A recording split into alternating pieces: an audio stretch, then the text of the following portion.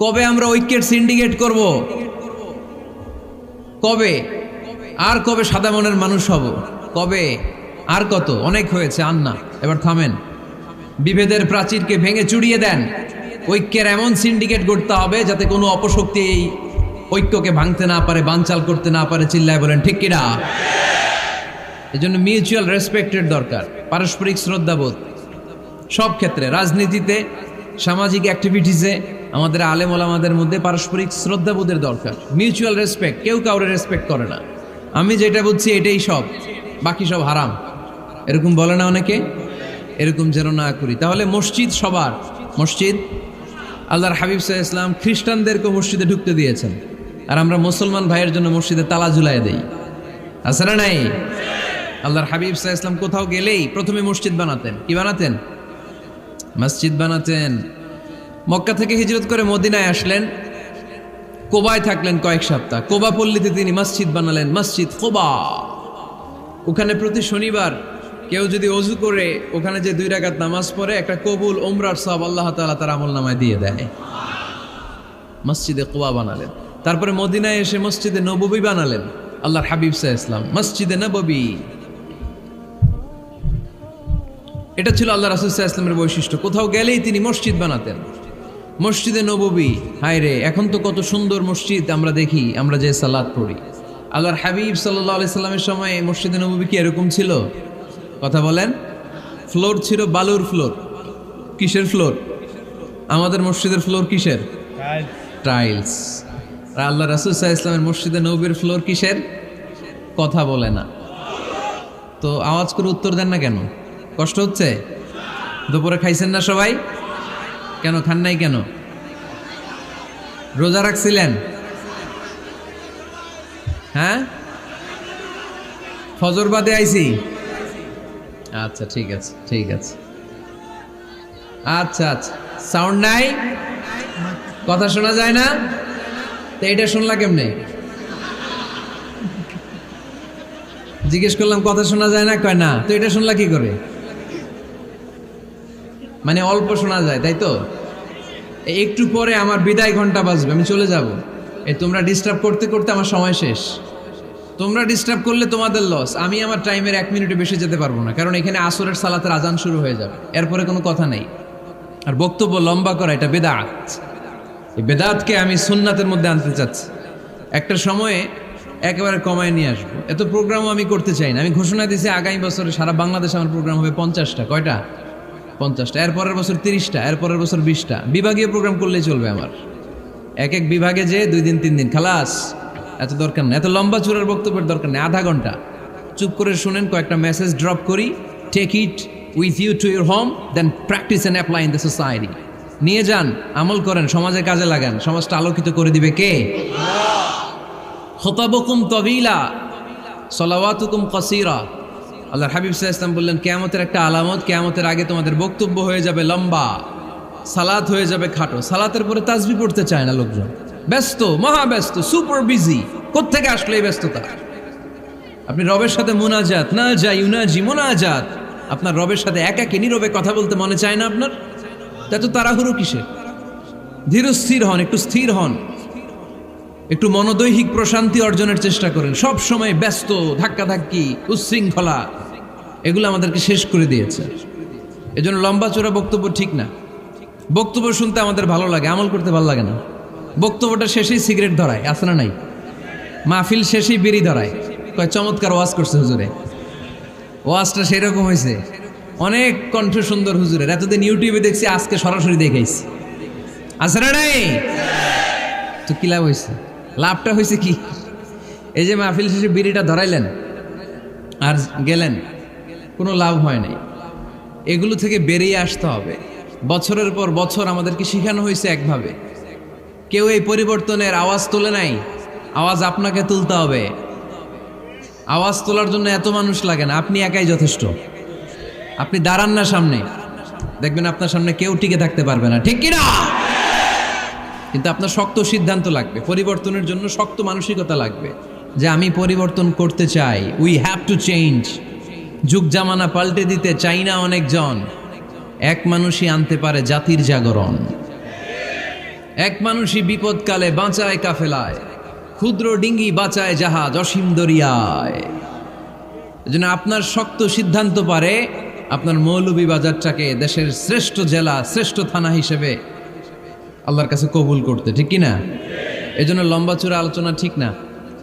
ছোটখাটো অল্প কয়েকটা মেসেজ নিয়ে যেতে পারলেই that's enough. One of the minor signs before the day of judgment, your Islamic lectures will be very longer. And your salah 5 times a day will be shorter. কিয়ামতের আগে বক্তব্য লম্বা, নামাজ খাটো, তাসবিহ পড়ে না, ব্যস্ত, মহাব্যস্ত। এই মহাব্যস্ততা ছাড়েন, কোরআন সুন্নাহর দিকে ফিরে আসেন। বরকত দিবে কে? বিশ্বনবীর মসজিদে নববীর ফ্লোর বালুর ফ্লোর ছিল, আমাদের ফ্লোর টাইলস। আল্লাহর হাবিব সাল্লাল্লাহু আলাইহি ইসলামের মসজিদে বালি নিচে, এই বালিতেই নামাজ পড়তেন। বৃষ্টি হলে কাদামাটি হয়ে যেত, কাদামাটিতেই সেজদা করতেন। সেজদা করলে কাদার মাটি আল্লাহর হাবিব সাল্লাল্লাহু আলাইহি ইসলামের নাকে আর কপালে লেগে যেত। তিনি সালাম ফিরিয়ে সাহাবাদের দিকে মুখ ফিরিয়ে বসলে দেখতেন প্রতিটা সাহাবীর নাকে আর কপালে কাদার মাটি মিশে আছে। তার মানে প্রিয় নবী সাল্লাল্লাহু আলাইহি ইসলামের মসজিদে নববী ছিল কাঁচা, কিন্তু মুসল্লি ছিল পাকা। আমাদের মসজিদগুলা হয়েছে পাকা, কিন্তু মুসল্লি কাঁচা, ঠিক কি না? ফজরের সালাতে মানুষ নাই। ইমাম সাহেব আছেন কে কে এলাকায়? দেখি ইমাম, মসজিদের ইমাম, মাশাআল্লাহ। আপনাদের এইখানে ওই মসজিদে ফজরের নামাজে কয় কাতার হয়? 5 জন 6 জন? কেনে এত কম? খেনে হ্যাঁ আসে না, আসতে চায় না লোকজন। তো এই যে 5-6 জন ফজরের সালাতে, কল্পনা করতে পারেন ফজরের সালাতে এত কম লোক। ফজরের জামাতে লোক যায় না, এটা একটা মহামারী। যেদিন ফজরের জামাতের দৃশ্য আর জুমার নামাজের দৃশ্য একরকম হয়ে যাবে, ওই দিনই বাংলাদেশে ইসলাম কায়েম হয়ে যাবে। এখন স্লোগান তোলে বিপ্লব বিপ্লব, ইসলামী বিপ্লব। আর ফজরের সময় আমি কম্বলের ভিতরে, আছে না নাই? কোনো বিপ্লব হবে না। ফজরের নামাজ জামাতে পড়ুন, সকালটারে বরকতময় করে দিবে কে? আল্লাহর হাবিব সাল্লাল্লাহু আলাইহি ইসলামের মসজিদ ছিল সবার জন্য উন্মুক্ত, এখানে সবাই আসতে পারত। এজন্য মসজিদ হবে সবার। আমরা মসজিদের আবাদকারী হতে চাই। এজন্য রাব্বুল আলামিন বলেন, ইন্নামা ইয়া'মুরু মাসাজিদাল্লাহি মান আমানা বিল্লাহি ওয়াল ইয়াউমিল আখির ওয়া আকামাস সালাতা ওয়া আতাজ যাকাতা ওয়া লাম ইয়াখশা ইল্লাল্লাহ فعسى أولئك أن يكونوا من المهتدين سبحان الله পড়েন। রব্বুল আলামিন বললেন মসজিদের আবাদকারী হবে তারা যারা আল্লাহর প্রতি ঈমান আনে, আখিরাতের প্রতি ঈমান আনে, যারা সালাত কায়েম করে, যারা যাকাত আদায় করে, যারা দুনিয়ার কাউকে ভয় পায় না, ভয় পায় একজনকে। চিল্লায় বলেন তিনি কে?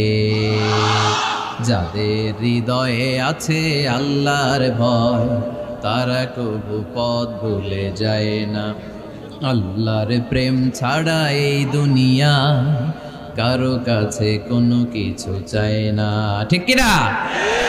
তাহলে যারা মসজিদের আবাদকারী এরা ভয় পায় একজনকে, চিল্লায় বলেন তিনি কে? মসজিদের আবাদকারীদের প্রথম গুণ, তারা আল্লাহ বিশ্বাস করে, তারা আখিরাতে বিশ্বাস করে, তারা সালাত কায়েম করে, তারা যাকাত আদায় করে, তারা আল্লাহ ছাড়া পৃথিবীর কাউরে ভয় পায় না। আল্লাহ বলেন ফাআসা উলাইকা আইয়াকুনু মিনাল মুহতাদিন, আশা করা যায় তারাই হলো হেদায়েতের রাস্তার উপরে আছে, ঠিক কি না? তারাই মসজিদের আবাদকারী, যারা মসজিদে যায়, সালাত আদায় করে। এখন মসজিদের আবাদকারী আপনি হতে চান, আপনি মসজিদে যান না, আপনি আবাদকারী হতে পারবেন? মসজিদের অনেক সভাপতি আছে, মসজিদে যায় না, আছে না নাই? মৌলভীবাজারে এই সমস্যা বোধহয় নাই। মসজিদের সেক্রেটারি মসজিদে যায় না, আছে না নাই? তাহলে হইলো, এটা হইলো, এটা মেনে নেওয়া যায়? এজন্য সভাপতি সাহেবরা, আপনি কষ্ট করে মসজিদ বানিয়েছেন, মসজিদে যাবেন। সভাপতি সাহেব আপনি মসজিদে যাবেন, সেক্রেটারি সাহেব আপনি মসজিদে যাবেন, তাহলে আপনি সঠিক মসজিদের আবাদকারী হবেন, ঠিক কিনা? আমরা মসজিদের আবাদকারী হতে চাই ইনশাআল্লাহ। পড়েন উমরানুল মাসাজিদ। মসজিদের আবাদ কি করে করতে হয়? মসজিদ আবাদ করার 1 নাম্বার মাধ্যম হচ্ছে মসজিদ নির্মাণ করা। কি করা? নির্মাণ করা। খেয়াল করবেন, আল্লাহর হাবিব সাল্লাল্লাহু আলাইহি ওয়াসাল্লাম বলেছেন, মান বানা মসজিদান মিন মালিহি ফিদ দুনিয়া বানাল্লাহু লাহু বাইতান ফিল জান্নাহ, যে ব্যক্তি নিজের পকেটের টাকা খরচ করে দুনিয়াতে মসজিদ বানায়, আল্লাহ তাআলা তার জন্য জান্নাতে ঘর বানায়। 60টা জিনিস মানুষ মরে যাওয়ার পরে তার কবরে পৌঁছতে থাকে। ইন্না মিম্মা ইয়ালহাকুল মুমিন মিন হাসানাতিহি বা'দা মাউতিহি, মানুষ মরে যাওয়ার পরেও যে 60টা জিনিস তার কবরে পৌঁছায় তার মধ্যে একটা হচ্ছে মসজিদান বানাহু, সে যে মসজিদ বানিয়ে গিয়েছে ওই মসজিদের সওয়াব। সুবহানাল্লাহ পড়েন। আপনি টাকা দিয়ে মসজিদ বানিয়ে দিলেন, ওই মসজিদে মুসল্লিরা নামাজ পড়ে, রোজাদাররা এসে ওখানে ইফতার খায়, তাহাজ্জুদ আদায়কারীরা তাহাজ্জুদ পড়ে, তাদের সওয়াবের কমতি হবে না, কিন্তু তাদের সওয়াবের একটা পার্সেন্টেজ সওয়াব যে ব্যক্তি মসজিদ বানালো তার আমল নামে আল্লাহ ঢুকিয়ে দেয়। এজন্য বেশি বেশি মসজিদ বানাতে রাজি আছেন তো?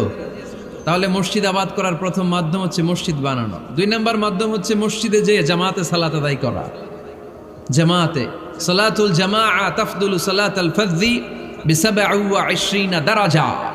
ঘরে নামাজ পড়লে একা একা পড়লে যেই সওয়াব, জামাতে পড়লে 27 গুণ বেশি সওয়াব। সুবহানাল্লাহ বলতে পারলেন না? হে নামাজি আমার ঘরে নামাজ পড়ো আজ, দিল মে তোমার চরণ তলে হৃদয় যায় নামাজ। হে নামাজি আমার ঘরে নামাজ পড়ো আজ, দিল মে তোমার চরণ তলে হৃদয় যায় নামাজ। পড়েন আল্লাহু আকবার। কি সুন্দর লিখেছেন কাজী নজরুল ইসলাম। মসজিদ কেমন যেন মসজিদ তার নিজের ভাষায় আল্লাহর কাছে কেঁদে কেঁদে ফরিয়াদ জানায়, আল্লাহ নামাজিরা আমার ঘরে আসে না, কি সুন্দর টাইলস, কি সুন্দর মুসল্লা, কি সুন্দর এয়ার কন্ডিশন, সব আছে কিন্তু মুসল্লি নাই, ঠিক কিনা? মসজিদগুলো আল্লাহর কাছে ফরিয়াদ জানায়। এজন্য আমরা যেন মসজিদমুখী হই। কি মুখী? আওয়াজ করে বলতে হবে, কি মুখী? মসজিদমুখী। তাহলে মসজিদ আবাদের 1 নম্বর পদ্ধতি মসজিদ বানানো। 2 নম্বর মসজিদে বেশি বেশি যে জামাতে সালাত আদায় করা। 3 নম্বরে মসজিদের সাথে সম্পর্ক জুড়ে দেওয়া, হৃদয়টা যেন সবসময় মসজিদের সাথে লেগে থাকে। আল্লাহর হাবিব সাল্লাল্লাহু আলাইহি ওয়াসাল্লাম বললেন, সাবআতুন ইউযিল্লুহুমুল্লাহু ফি যিল্লিহি ইয়াওমা লা যিল্লা ইল্লা যিল্লু। 7 শ্রেণীর ব্যক্তিকে আল্লাহ তাআলা কিয়ামতের দিন আরশের নিচে ছায়া দিবে, যেদিন আল্লাহর আরশের ছায়া ছাড়া কোনো ছায়া পৃথিবীতে থাকবে না। সেই দিনটা কি এই দিনের মতো? কিয়ামতের দিনটা আজকের এই দিনের মতো হবে? 50,000 বছর হবে। এটা লেন্থ, এটা ডিউরেশন। কাআন সাফসাফা লা তারা ফিহা ইওয়াজা ওয়ালা আমতা, লেভেল প্লেইন ফিল্ড, তামার জমিন। একটু কল্পনা করেন তো ওই দিনটা কত ভয়ঙ্কর।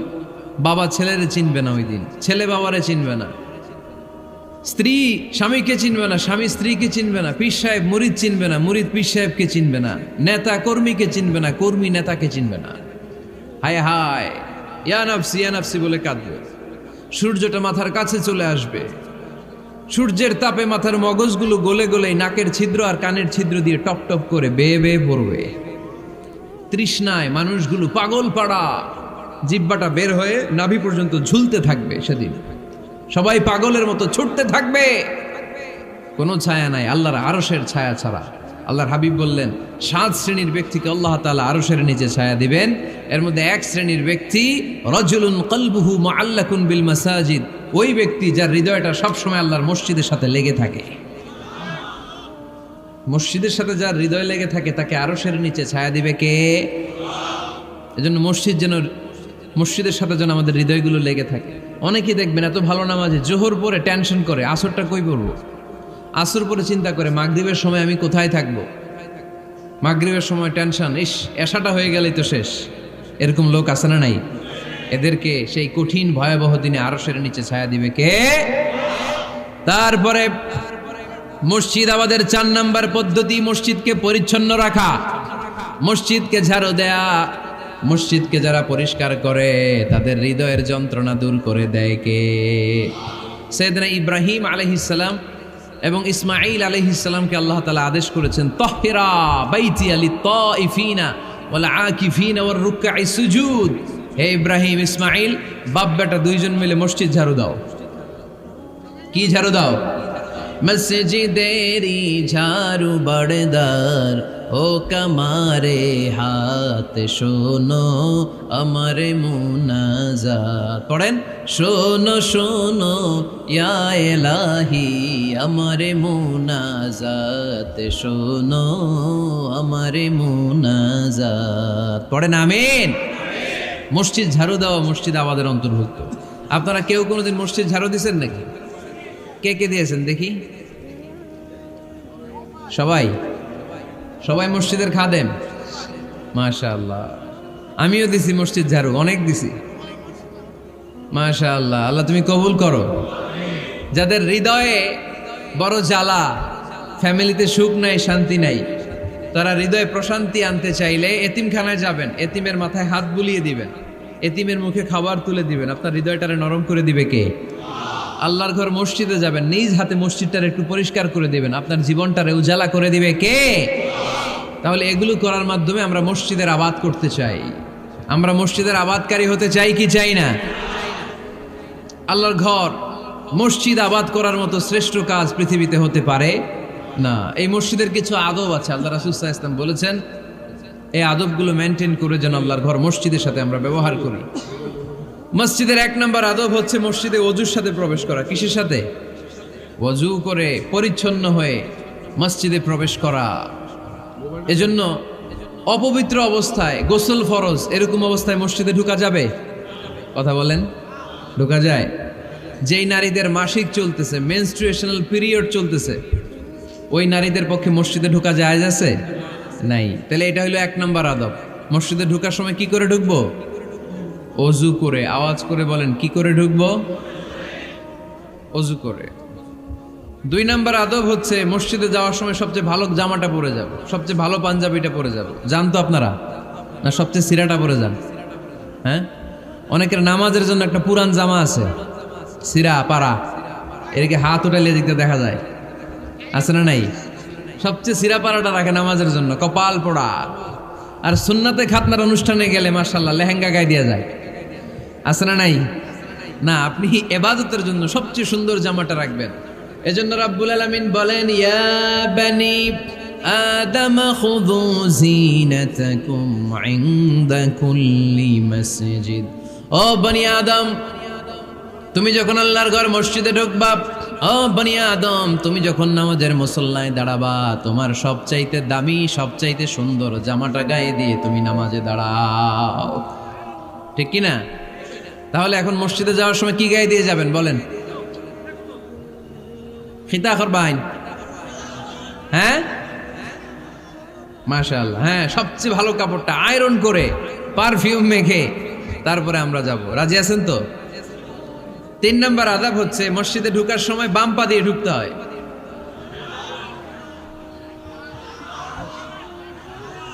কোন পা? আরো জোরে। এদেরকে গুতা মারা লাগে, নাইলে আওয়াজ বাড়ে না। এরকম ভলিউম টাইট করতে হয়, ভলিউম হাই করলে আর পরে বাড়ে, এমনি বলতে চায় না। আর ঘটনা কি? হ্যাঁ, খায় নাই। বদরের যুদ্ধ হয়েছিল রমাদানে, কোনো সাহাবী খায় নাই, না খাইয়া একেবারে সাইজ করে দিছে কাফেরদেরকে। আমরা না খেলেও আমাদের হৃদয়ে ইমানি শক্তি আছে না নেই? এই তো বোঝা যাচ্ছে ইমানি শক্তি আছে। এতক্ষণ আছিল কই? তো মসজিদে ঢোকার সময় কোন পা দিয়ে? এগুলো মনে থাকে আমাদের? ভুলা যাই আমরা, খেয়াল থাকে না তো এগুলা। এত কিছু মনের মধ্যে রাখলে এগুলো মনে থাকবে কেমনে? মসজিদে ঢোকার সময় কোন পা? আরো জোরে। বেরোয়ার সময় কোন পা? মনে থাকবে? মসজিদে যখন ঢুকবেন ডান পা দিয়ে ঢুকবেন, আর দোয়া পড়বেন, আউযু বিল্লাহিল আযীম ওয়া বিওয়াজহিল কারীম ওয়া সুলতানিহিল কদীম মিনাশ শাইতানির রাজীম। বিষ্ণু সাল্লাল্লাহু আলাইহি ওয়াসাল্লাম বললেন, যে ব্যক্তি মসজিদে ঢোকার সময় এই দোয়াটা পড়বে, শয়তান আফসোস শুরু করে। সে বলে, হায় হায়, আজকের দিনের জন্য, সারা দিনের জন্য তো তুই আমার ওয়াসওয়াসা থেকে বেঁচে গেলি।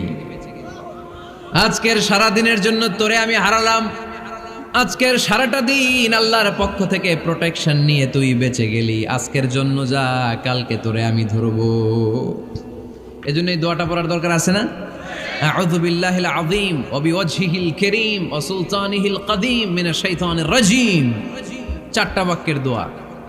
মুখস্থ করতে কষ্ট হলে যে ইউটিউবে চলে যাবে আজকেই, ওখান থেকে শুনে আপনারা মুখস্থ করে নেবেন। এই দোয়াটা পড়বেন, তাহলে ওই দিনের জন্য শয়তানের ওয়াসওয়াসা, টেম্পটেশন, প্রভোকেশন থেকে আপনি আল্লাহ তাআলার প্রোটেকশনে চলে গেলেন। সুবহানাল্লাহ পড়েন। তারপর আল্লাহর হাবিব বললেন, ঢোকার আগে আমারে সালাম দাও। পড়বেন, আসসালামু আলাইকা আইয়ুহান নাবিয়্যু ওয়া রাহমাতুল্লাহি ওয়া বারাকাত। এই দুইটা জিনিস যখন করে ফেললেন, তখন ডান পা দিয়ে পড়বেন, আল্লাহুম্মা আফতাহ লি আবওয়াবা রাহমাতিক। সুবহানাল্লাহ পড়েন। আল্লাহুম্মা আফতাহ লি, ও আল্লাহ আমার জন্য তুমি খুলে দাও আবওয়াবা রাহমাতিক, তোমার রহমতের দরজা। তার মানে মসজিদে ঢুকলে রহমত পাওয়া যায় কি যায় না? মসজিদে ঢুকলে পাওয়া যায় রহমত, মসজিদের বাইরে রহমতের কথা আল্লাহ বলে নাই। মসজিদের ভিতরে রহমত। কোথায় রহমত? কোথায়? মসজিদের ভিতরে রহমত আছে না? তার প্রমাণ, মসজিদে ঢুকলেই শান্তি লাগে কেমন জানি, আর ঘুমে ধরে। মসজিদে ঘুমাইছেন কারা কারা দেখি? সবাই ঘুমাইছেন? আরে আমি কত ঘুমাইছি। জুমার নামাজের সময় যে কি ঘুম আসে, আসে আসে কমন পড়ছে, একেবারে কমন পড়ে গেছে। ঘুম আসে কারণ রহমতের ঝিরি ঝিরি বাড়িধারা আল্লাহ তাআলা আরশের উপর থেকে নাজিল করতে থাকে। আর এই রহমতের কারণে হৃদয়টা প্রশান্ত হয়ে যায়, অনেকের ঘুমও চলে আসে, ঠিক কি না? এজন্য আল্লাহুম্মা আফতাহ লি আবওয়াবা রাহমাতিক, ও আল্লাহ তোমার রহমতের দরজাগুলো আমার জন্য খুলে দাও। এই দোয়া পড়লে রহমতের দরজা খুলে দেয় কে? আবার মসজিদ থেকে যখন বের হবেন তখন কোন পা দিয়ে? জোরে বলেন। বাম পা দিয়ে কি পড়বেন? আল্লাহুম্মা ইন্নী আসআলুকা মিন ফাদলিক, ও আল্লাহ তোমার কাছে আমি তোমার পক্ষ থেকে ফদল চাই, মানে রিজিক চাই। রিজিক দেওয়ার মালিক কে? তার মানে খুব সোজা সাপটা কথা হচ্ছে, মসজিদের ভিতরে পাওয়া যায় রহমত, আর বাইরে পাওয়া যায় ফদল বা রিজিক। বাইরে পাওয়া যায় কি? রিজিক। মসজিদের ভিতরে রিজিক আছে। তার মানে সারাদিন মসজিদে বসে থাকলে রিজিক মিলবে? নামাজের সময় নামাজ পড়তে হবে, কাজের সময় কাজ করতে হবে। এটাই হচ্ছে ইসলামের বিধান। নামাজের সময় নামাজ, কাজের সময়। আমি প্রশ্ন করব, আওয়াজ করে উত্তর দেন। নামাজের সময়, কাজের সময়, নামাজের সময়, কাজের সময়। এটা মনে থাকবে। এজন্য আল্লাহ বললেন, ফাইদা কুদিয়াতিস সালাতু ফান্তাশিরু ফিল আরদি ওয়াবতাগু মিন ফাদলিল্লাহ। যখন তোমাদের সালাত শেষ হয়ে যায়, আল্লাহর রিজিক অন্বেষণের জন্য আল্লাহর জমিনে তোমরা ছড়িয়ে যাও। নামাজের সময় আসবেন, নামাজ শেষ বের হয়ে যান। ফান্তাশিরু ফিল আরদ, জমিনে ছড়িয়ে পড়ো। নামাজ শেষ, চেয়ারম্যান সাহেব চলে যাবে ইউনিয়ন পরিষদের ভেতরে, ছাত্ররা চলে যাবে হাই স্কুলে, মেম্বার অব দ্য পার্লামেন্ট চলে যাবে সংসদে, সেনাবাহিনীর লোকেরা চলে যাবে ক্যান্টনমেন্টে, ব্যবসায়ীরা চলে যাবে তাদের বাজারে, সিএনজি ওয়ালারা সিএনজি নিয়ে ব্যবসা শুরু করবে, রাস্তায় নেমে যাবে, চিল্লায় বলেন ঠিক কিনা? এটাই ইসলামের বিধান। নামাজের সময় নামাজ, কাজের সময়। আচ্ছা, তাহলে প্রথম সুন্নাত পেলাম, পবিত্র হয়ে ঢুকবো, ভালো জামা পরে ঢুকবো 2 নাম্বার। 3 নাম্বার, ঢোকার সময় কোন পা, বের হওয়ার সময়। 4 নাম্বার, মসজিদে ঢুকেই 2 রাকাত। মসজিদে ঢুকে কয় রাকাত পড়েন আপনারা? তাহিয়াতুল মসজিদ, মসজিদে আপনি ওয়েলকাম জানাবেন, ঢুকেই 2 রাকাত পড়বেন, ওযু করলেই 2 রাকাত। আল্লাহর হাবিব সাল্লাল্লাহু আলাইহি ওয়াসাল্লাম মসজিদে নববীতে জুমার খুতবা দিচ্ছেন। খুতবা চলাকালীন সময়ে এক সাহাবী এসে মসজিদের মধ্যে বসে পড়লেন। আল্লাহর হাবিব সাল্লাল্লাহু আলাইহি ওয়াসাল্লাম সাহাবীরে বললেন, দাঁড়াও। সাহাবী দাঁড়ালেন। আল্লাহর নবী জিজ্ঞেস করলেন, কেন বসে বললা? 2 রাকাত পড়ছো নাকি? সাহাবী বলে, পড়ি নাই। বিশ্বনবী বললেন, তাহলে তাড়াতাড়ি 2 রাকাত নামাজ পড়ে বসে যাও। সুবহানাল্লাহ পড়ে। 2 রাকাত পড়ো নাই তো পড়ো, দাঁড়াও, তারপরে বসো। দেখেন, খুতবা চলাকালীন সময়ে আমাদের খতিবরা কখনো খুতবা থামায়? কথা বুঝেন নাই? জুমার খুতবা আপনারা শুনেন না? খুতবা চলতেছে, ওই মুহূর্তে ইমাম সাহেবরা কখনো খুতবা থামায়? মাঝখানে কোনো ঝামেলা হলে থামায় না। প্রথম খুতবা শেষ, বসে, তারপরে দ্বিতীয় খুতবা। খুতবার মাঝখানে কোনো থামাথামেই নাই। কিন্তু আল্লাহর হাবিব সাল্লাল্লাহু আলাইহি সাল্লাম কেমন খতিব ছিলেন দেখেন। আল্লাহর হাবিব সাল্লাল্লাহু আলাইহি সাল্লামের খুতবা দেওয়ার স্টাইল অ্যান্ড অ্যাটিটিউড এবং আমাদের খুতবা দেওয়ার স্টাইল অ্যান্ড অ্যাটিটিউড, আল্লাহ রাসূল সাল্লাল্লাহু আলাইহি সাল্লামেরটা কত প্রাণবন্ত ছিল। আল্লাহ রাসূল সাল্লাল্লাহু আলাইহি সাল্লাম সোসাইটি ওরিয়েন্টেড একজন পার্সোনালিটি ছিলেন, সমাজের মানুষ কেন্দ্রিক, খুব সামাজিক ছিলেন আল্লাহ রাসূল সাল্লাল্লাহু আলাইহি সাল্লাম। তিনি দেখলেন একজন বসে পড়ছে, উনি খুতবা থামায় দিলেন। জুমার খুতবা থামায় বললেন, এই নামাজ পড়ছো না, পড়ো 2 রাকাত পড়ো। আবার খুতবা শুরু করলেন। সুবহানাল্লাহ পড়বেন না? একবার তিনি খুতবা দিচ্ছেন, দেখলেন আল্লাহ রাসূল সাল্লাল্লাহু আলাইহি ওয়াসাল্লামের 2 জন নাতি হাসান আর হুসাইন রাদিয়াল্লাহু তাআলা আনহুমা, ছোট্ট মানুষ, কাতারের ভিতরে ঢুকে কোনো সাহাবী টুপি টান দেয়, কারো পাগড়ি ধরে টান দেয়, একজন এদিকে দৌড় দেয়, আরেকজন ওদিকে দৌড় দেয়। মসজিদে একটা ডিস্টার্ব হচ্ছে।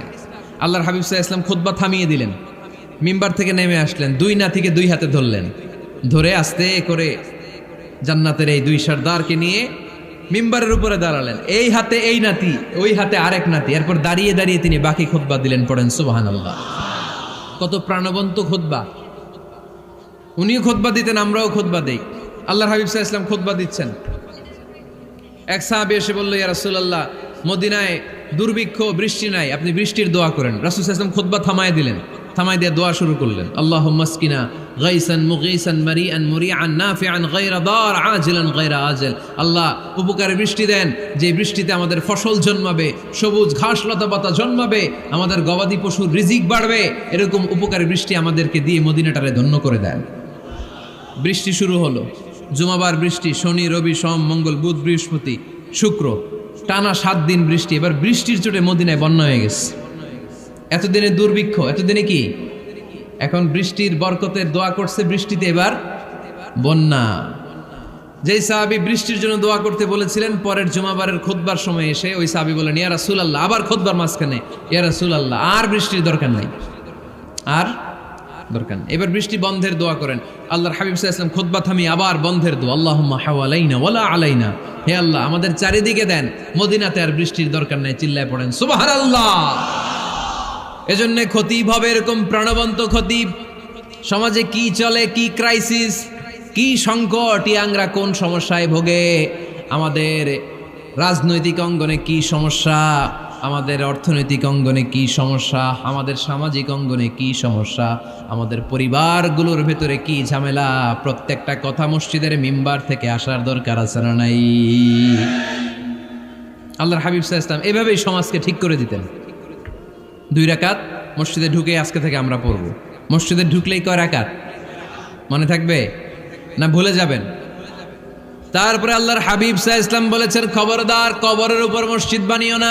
কবরস্থান একদিকে, মসজিদ আর একদিকে। কিন্তু বাংলাদেশে মসজিদের সাথে কবর মিলানো আছে না নাই? ছোট্ট একটা মসজিদ, কিন্তু এত বড় বাবার কবর আছে না নাই? না, এগুলো করবেন না আপনি। আগে হবে মসজিদ, পরে কবরস্থান। যেমন মসজিদে নববী হয়েছে আগে, তারপরে বিশ্বনবীর কবর এখানে আছে না নাই? মসজিদে নববী প্রতিষ্ঠিত হয়েছে আগে, পরে বাকি কবরস্থান আছে না নাই? কিন্তু কোন আল্লাহর ওলির কবরস্থানের উপরে যদি মসজিদ বানান, তার উপর লানাত দিয়েছে কে? লাআনা রাসূলুল্লাহ আলাল ইয়াহুদ ওয়ান নাসারা ইত্তাখাযু কুবুর আমবিয়াইহিম মাসাজিদা। আল্লাহর রাসূলের লানত ইহুদি নাসারাদের উপর, কারণ ইহুদি আর নাসারাদের একটা খাসলাত, একটা বৈশিষ্ট্য ছিল, তারা তাদের নবীদের কবরের উপরে মসজিদ বানায় ফেলতো। এটা করা যাবে? এজন্য এলাকায় এলাকায় এই ঝামেলা, কবর আর মসজিদ হবে আলাদা। আবার মসজিদের কেবলার দিকে যেন কবরস্থান না হয়, তাহলে শিরক হওয়ার সম্ভাবনা আছে না নাই? খুব সাবধান, আল্লাহ সব মাফ করে কিন্তু শিরক মাফ করে না, ঠিক কি না? শিরক হচ্ছে মহাপাপ, সব পাপের বাপ। এজন্য আমরা সব করলেও শিরকের গুনাহ মুসলমান কখনো করতে পারে। এরপর আল্লাহর হাবিব বললেন, মসজিদকে পরিষ্কার পরিচ্ছন্ন রাখো, এটাও মসজিদের আদাব। মসজিদে আতর লাগিয়ে দেন, বাখুর জ্বালিয়ে দেন। আপনাদের এই এলাকার মধ্যে তো বাখুরের অভাব নাই, আগরের অভাব নাই, ঠিক কিনা? গতকাল প্রোগ্রাম ছিল কই? সুজানগর, আগরের রাজধানী। আগর চিনেননি আপনারা? হ্যাঁ, এই যে দেহনেল উদ পারফিউম, আপনাদের এই যে মাহতাব সাহেবের আল হারামাইন, এরপরে যে আজমল কোম্পানি, এও আপনাদের এই মৌলভীবাজার এলাকার। এরকম অনেক কোম্পানি আছে দুবাই ভিত্তিক, গোটা বিশ্বে ওনারা ব্র্যান্ডিং করেছে। এগুলোর র ম্যাটেরিয়াল, কাঁচামাল যায় হচ্ছে আপনাদের মৌলভীবাজার থেকে। সম্মানিত ভাইয়েরা, মসজিদ পরিষ্কার পরিচ্ছন্ন রাখবেন, এই বাখুর জ্বালাবেন, দেহনেল উদ, এই পারফিউমগুলো ছড়িয়ে দিবেন। মসজিদের মধ্যে অনেক মসজিদে দুর্গন্ধ আছে না নাই? এই কার্পেটের মধ্যে ময়লা, পরিষ্কার করে না। আল্লাহর হাবিব সাল্লাল্লাহু আলাইহি ওয়াসাল্লাম বলেছেন, খবরদার। আম্মা জান আয়েশা বর্ণনা করেন, আমার রাসূলুল্লাহ সাল্লাল্লাহু আলাইহি ওয়াসাল্লাম বিবিনাইল মসজিদ ফি দুয়ার ওয়া আন তুতাইয়াবা ওয়া তুনাযাফ। আমরা যেন এলাকা এলাকায় মসজিদ বানাই, মসজিদগুলোকে যেন পারফিউম দিয়ে, আতর দিয়ে সুগন্ধময় করে দেয়, বিশ্বনবী আদেশ করেছেন। সুবহানাল্লাহ পড়েন। এজন্য কোনো অপরিচ্ছন্ন মসজিদ থাকতে পারবে না, মসজিদের পাশ দিয়ে গেলে আতরের ঘ্রাণে আমোদ হয়ে লোকজন যেন বুঝতে পারে এটা আল্লাহর ঘর, মসজিদ। চিল্লায় বলেন ঠিক কিনা?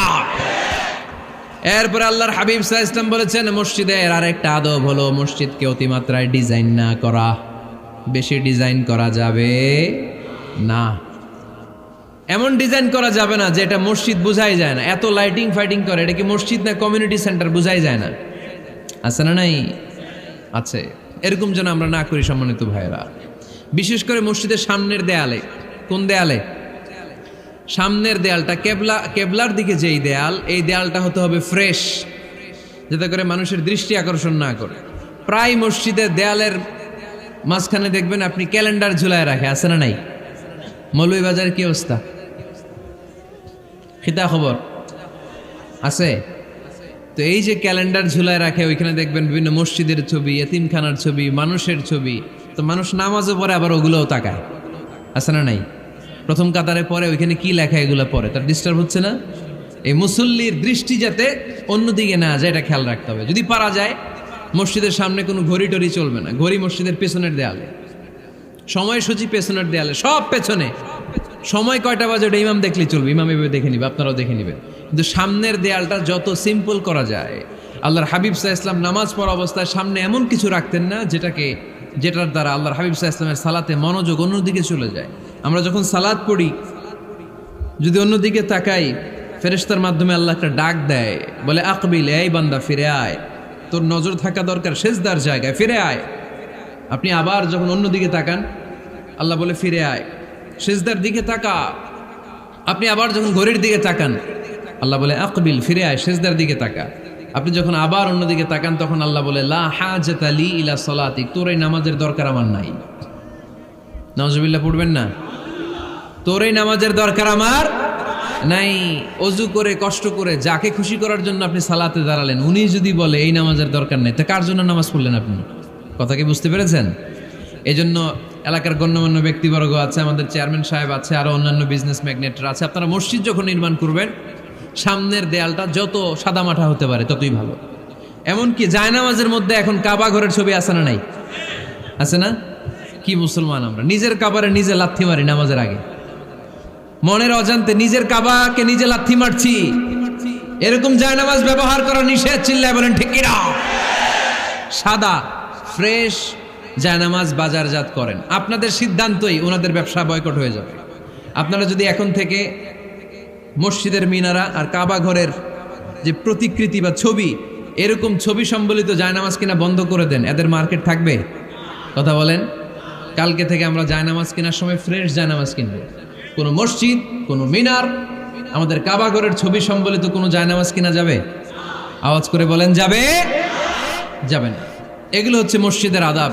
এগুলো রক্ষা করে মসজিদে ঢোকার দরকার আছে না নাই? পৃথিবীতে 3টা মসজিদ সবচাইতে শ্রেষ্ঠ মসজিদ। কয়টা? আওয়াজ করে বলেন না। 1 নাম্বার মসজিদুল হারাম, ফাওয়াল্লু উজুহাকুম শাতরা। যেখানেই তোমরা নামাজ পড়ো না কেন, মসজিদের হারামের দিকে হয়ে নামাজ পড়ো। কেবলা কোন দিকে আজকে? এদিকে, এইদিকে কেবলা। আমি যদি এদিকে হয়ে পড়ি, নামাজ হবে না? হবে না কেন? কারণ কেবলামুখী হয়ে নামাজ পড়া ফরজ। চিল্লায় বলেন ঠিক কিনা? মসজিদুল হারাম পৃথিবীর প্রথম মসজিদ। ওখানে একটা ঘর আছে, ঘরটার নাম হলো কাবা। ইন্না আউওয়ালা বাইতিন উদিআ লিন-নাসি লাল্লাযী বিবাক্কাতা মুবারাকা। এই পৃথিবীর প্রথম ঘর, যেই ঘরটা স্থাপিত হয়েছে বাক্কা শহরে। বাক্কা মক্কার আগের নাম, এখন শহরের নাম মক্কা। আগে নাম ছিল কি? সবাই বলেন, কি নাম ছিল? বাক্কা। এটা পৃথিবীর আদি ঘর। সব নবীদের পরশধন্য পদধূলিতে এই জায়গাটা বরকতময় হয়েছে। এটা এমন ঘর, যেই ঘরের চারদিকে 1 রাকাত নামাজ পড়লে 1 লক্ষ রাকাতের সওয়াব পাওয়া যায়। হজ উমরা করেছেন কে কে দেখি? হজ উমরা করেছেন আপনারা না? মাশাআল্লাহ। আমরা যারা করতে পারি নাই, আল্লাহ তাদেরকেও তৌফিক দাও। আমরা যেন এই কাবা ঘরে যে প্রাণ ভরে সালাত আদায় করতে পারি, আল্লাহ তৌফিক দান করো। আমরা যেন মসজিদে নববীতে যে প্রাণ ভরে সালাত পড়তে পারি, তৌফিক দান করো। আল্লাহর হাবিব সাল্লাল্লাহু আলাইহি ইসলামের কবরের সামনে দাঁড়িয়ে যেন আমরা প্রাণ খুলে, মন প্রাণ উজাড় করে বিশ্বনবী সাল্লাল্লাহু আলাইহি ইসলামকে সালাম দিতে পারি, আল্লাহ তৌফিক দান করো। এই কাবা ঘরকে কেন্দ্র করে প্রতিদিন 100টা রহমত নাজিল হয়। আওয়াজ করে বলেন, কয়টা? আল্লাহর হাবিব বললেন প্রতিদিন, প্রতিনিয়ত 100টা রহমত নাজিল হতেই থাকে। সিত্তুন আলিত তাইফিন, 60টা রহমত তাদের উপর নাজিল হয় যারা কাবা ঘরের চারদিকে তাওয়াফ করে। আরবাঈন আলিল মুসাল্লিন, বাকি 40টা নাজিল হয় যারা কাবা ঘরের পাশে নামাজ পড়ে। ওয়া 20 আলিন নাযিরিনা ইলাল কাবা, বাকি 20টা রহমত প্রতিনিয়ত নাজিল হয় যারা তাওয়াফ করে না, সালাত আদায় করে না, শুধু কাবার গিলাফের দিকে তাকিয়ে থাকে। কাবার দিকে তাকায় থাকলেই সওয়াব। সুবহানাল্লাহ পড়েন। এক রাকাতে কয় লক্ষ রাকাতের সওয়াব।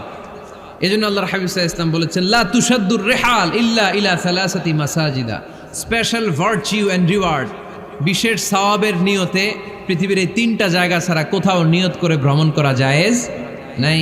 এক হচ্ছে মসজিদুল হারাম, 2 হচ্ছে মসজিদ নববী, 3 হচ্ছে মসজিদুল আকসা। এই 3টা মসজিদ ছাড়া পৃথিবীর কোনো মসজিদে নিয়ত করে সফর করা যাবে না, বিশেষ নিয়তে সফর করা যাবে না। যে আমি যদি এই মৌলভীবাজারের জামে মসজিদে যাই বেশি সওয়াব পাওয়া যাবে, এই নিয়তে সফর করা যাবে না। বেশি সওয়াব শুধু এই 3 মসজিদে। মসজিদুল হারামে 1 রাকাতে কত রাকাতের সওয়াব? কথা কয় না, বুঝে নাই বোধহয়। কয় লক্ষ? আর মসজিদে নববীতে 1 রাকাতে 1000 রাকাতের সওয়াব। আরেক বর্ণনায় আছে 50,000, বর্ণনাটা দুর্বল। সহি বর্ণনায় এসেছে 1 রাকাতে 1000 রাকাতের সওয়াব। মসজিদুল আকসায় সালাত পড়লে 1 রাকাতে, এক বর্ণনায় এসেছে 250 রাকাতের সওয়াব, আরেক বর্ণনায় এসেছে 500 রাকাতের সওয়াব। এই 3টা মসজিদ ছাড়া যে নামাজ পড়লে বেশি সওয়াব হবে, এই নিয়তে সফর করা যাবে?